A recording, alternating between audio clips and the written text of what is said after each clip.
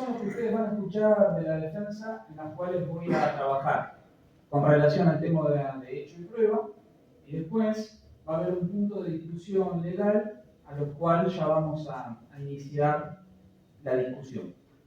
El primer eje tiene que ver con este punto que mencionó la doctora Giamona en su alegato, el eje de conflictividad social.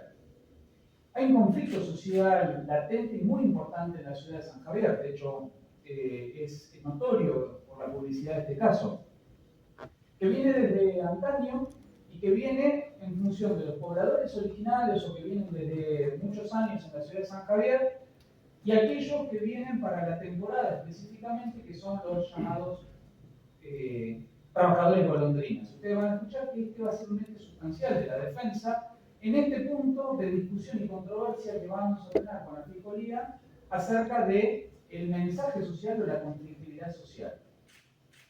En este caso nosotros no vamos a estigmatizar a nadie, lejos de todo ello, pero sí vamos a mostrar de que estamos, y este caso está marcado en Carlos Luján, una persona de toda la vida allí, poblador de San Javier, y la víctima y el grupo de amigos que son trabajadores temporarios con conflictos legales y conflictos judiciales y que en este punto han generado esta contraposición social que viene desde que se nota y se vislumbra en este caso, pero también en casos anteriores.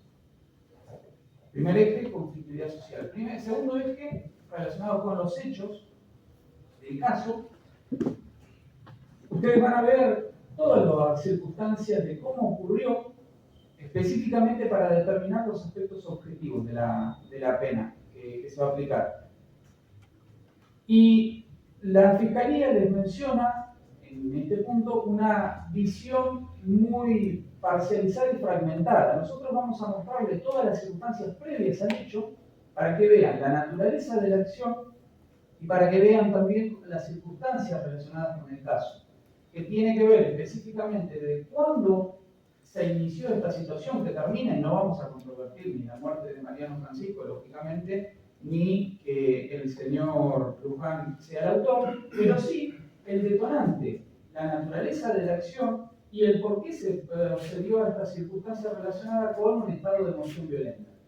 Ustedes van a ver de que en los ejes fácticos vamos a mostrar que fue el propio Mariano Francisco, que fue anteriormente al domicilio del señor Luján, que fue luego quien ingresó a la carnicería, que tuvo una actitud violenta para el señor Luján y para la esposa de este, y allí es donde se da esta circunstancia que, con una carga emotiva que venía desde antaño con circunstancias anteriores, fue lo que detonó esta situación de emoción violenta, que fue la que obviamente llevó a la muerte.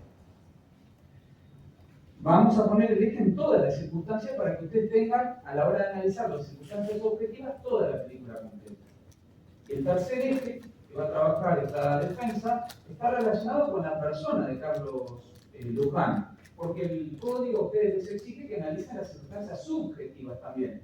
Cuestión que de ninguna, salvo la ausencia de antecedentes penales, que es lo único que le han mencionado a la Fiscalía, vamos a mostrarle quién era, la edad, costumbres, la escolaridad, hasta dónde tuvo, la forma de ganarse el sustento, es decir, todos estos hechos relacionados con la persona son los que van a escuchar ustedes también en los testimonios que vamos a producir hoy. De la defensa, para probar todos estos puntos, hemos desistido de varios conforme a las convenciones probatorias que les voy a mencionar, que eran dos familiares, que son la mujer de Carlos Luján. Ustedes van a ver la situación, la importancia de las mujeres en la vida de Carlos Luján, especialmente de su esposa, que va a ser muy importante para entender el por qué se dio este caso, como también a una de sus hijas, mayor de edad, quien también les va a manifestar cómo es las costumbres y sobre todas las cuestiones, la importancia y el porqué o lo que ha vivido Carlos Luján, lo que ha vivido su mujer.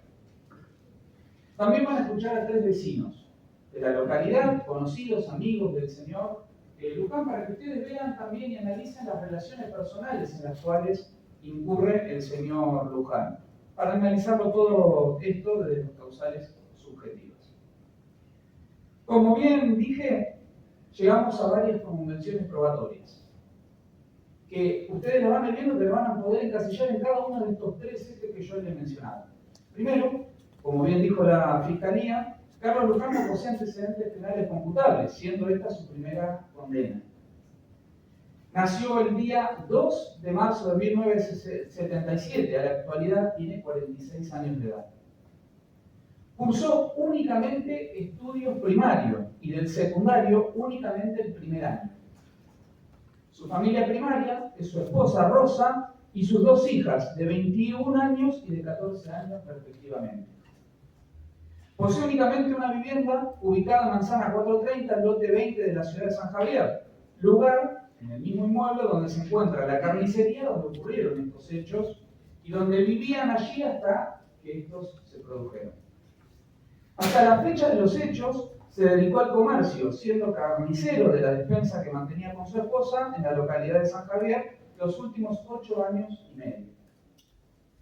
El 12 de abril del 2018, Mariano Francisco tuvo una suspensión de juicio a prueba por el delito de lesiones leves y amenazas, artículo 89 y 149 bis del Código Penal, por el plazo de un año.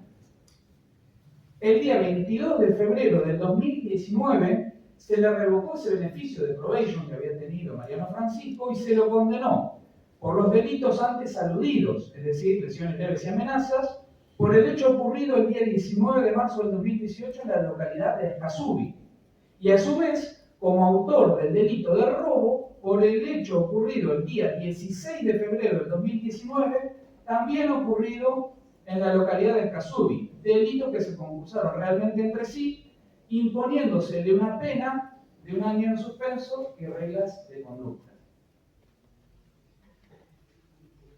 El licenciado Cristian Barco sostuvo en su pericia, que la realizó a Carlos Luján entre los días 27 de octubre, 17 y 30 de noviembre, lo siguiente. El peritado, estas son las conclusiones que arribó el perito. El peritado exhibe una adecuada habilidad para el reconocimiento empático de las emociones, tanto primarias como secundarias en la teoría de la mente. No se detectó en el peritado sospecha de simulación. En cuanto al afectivo, el perito menciona expresiones afectivos hipertímicas, angustia, cada vez que evocó los hechos que se investigan, su situación procesal y familiar. Los episodios de angustia del peritado se extendieron los días asignados a la tarea pericial. El peritado no presentó sintomatología propio de un cuadro psicótico al momento del examen. Tampoco se desprende del examen realizado que el peritado haya tenido antecedentes de episodios psicóticos por el cual haya sido asistido terapéuticamente. Y respecto a su funcionamiento cognitivo, el examen de sus funciones intelectivas básicas, atención, memoria, senso-percepción y superiores, ideación, razonamiento y juicio, muestra una persona con un desarrollo y funcionamiento intelectivo dentro de los parámetros normales. Su capacidad cognitiva le permite comprender al peritado la naturaleza de las vivencias y las consecuencias derivadas de sus actos, es decir, no hay indicios respecto de que el peritado posea un cuadro de insuficiencia o disminución de facultades mentales. En cuanto al estado mental retrospectivo al momento de los hechos, tampoco se desprende un estado de inconsciencia al momento de los hechos, dado que no reporta amnesia lacunar. Y en cuanto al análisis vinculado con la motivación, criminogénesis, halló el perito que el comportamiento se le atribuye a haber desplegado a Luján, resulta compatible con una emoción violenta, en tanto se cumplen con los siguientes tópicos que lo componen. A. Representación mental súbita y sorpresiva de una situación disvaliosa.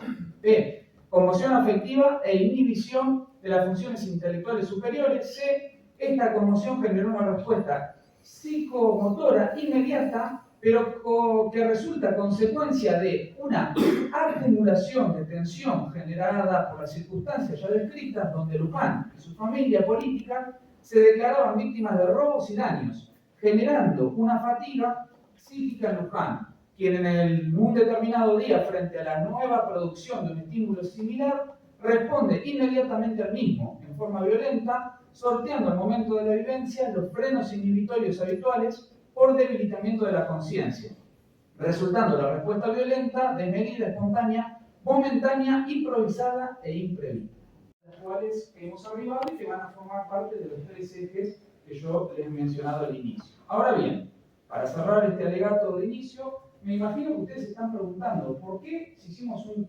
caso o hicimos un acuerdo de parcial, ¿por qué estamos discutiendo la pena acá? Y el problema es que vamos a tener una discusión sobre la escala, la cual de ningún modo puede superar la escala final entre el mínimo de 1 y el máximo de 3 años. Lo que ustedes se van a encontrar es que este pedido de prisión efectiva está basada en aplicar una modalidad de pena que en la Argentina está totalmente derogada. Por cómo lo vamos a ver durante todo este proceso y en los alegatos finales. Lamentablemente no pudimos llegar a un acuerdo en este sentido, porque estamos totalmente en desacuerdo en cuanto a la pena aplicable y la modalidad, que entiendo en Argentina es una cuestión que ya está superada desde antaño. Por ende, en definitiva, también van a haber un conflicto o una contradicción con la acusación desde el punto de vista de la escala penal aplicable.